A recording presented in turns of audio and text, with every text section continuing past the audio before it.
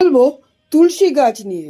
তুলসী গাছ কি, আমরা তুলসী গাছ আমরা টবে লাগাই, মাটিতে লাগাই, আমরা বিভিন্ন জায়গায় লাগাই, আমাদের তুলসী গাছ হয়। কিন্তু একটা কথা জানেন কি, জেনে রাখুন, যদি তুলসী গাছ আপনি লাগাননি, আপনি কোনো বীজও ফেলেননি, আপনি কিছুই করেননি, আপনি কোনো মাথাতেই নেননি, আপনি অত ধার্মিকও না। এটা জেনে রাখুন, আপনি অত ধার্মিকও না।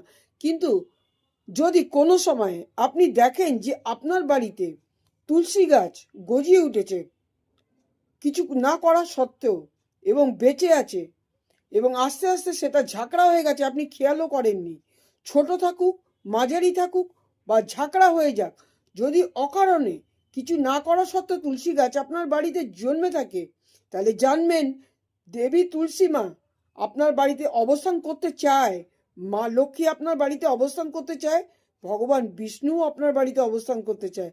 তখন আপনি সেই তুলসী গাছকে ওইখানেই রেখে দেবেন, এবং ওইখানেই আপনি আরও মাটি দিয়ে, জল দিয়ে ভালোভাবে পরিষ্কার পরিচ্ছন্ন করে রেখে লেপে ভালোভাবে, যেখানে মাটির জায়গায় যদি হয় তারা লেপে দেবেন, আর যারা টবে হয়, হঠাৎ হতে পারে মানুষের ফ্ল্যাট বাড়িতে টবে হতে পারে, সেইভাবে তারা তাকে সেই তুলসী গাছকে আপনারা অবশ্যই পুজো করবেন, ধূপ ধুনো দেখাবেন, পুজো করবেন, একটা চুনরি পরিয়ে দেবেন, মানে যেটা বিয়েতে পরে ছোট মতন পাওয়া যায় লাল রঙের, ওটা পরিয়ে দেবেন।